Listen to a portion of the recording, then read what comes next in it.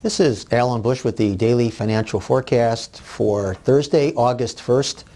Starting out with the stock index futures, there was some pressure yesterday with the statement from the Federal Open Market Committee indicating that they may be a bit less dovish than they had been, or at least as far as what analysts were expecting from them.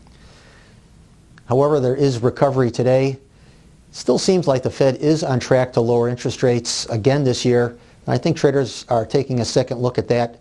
So we have not seen the highs yet for the move in stock index futures. Moving over to the currencies, the dollar index advancing to its highest level in several years, also because of what the Fed said yesterday as far as not being apparently not quite as aggressive in cutting rates.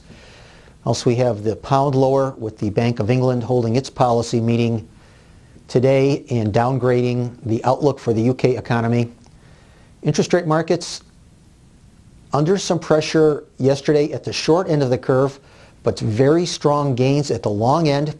So basically what the Fed did, their comments were, as I said, a bit less dovish at the short end, but very dovish at the long end.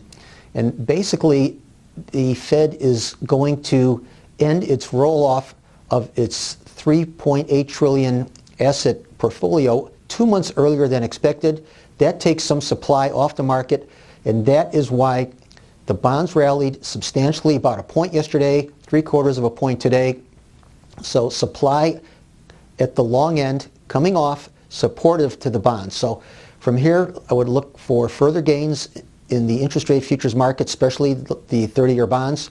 Gold and silver should probably recover since the Fed is still likely to cut rates at least one more time this year. That has not changed at all. So trade gold and silver from the long side. This hard break, I think, is an opportunity to come in on the long side.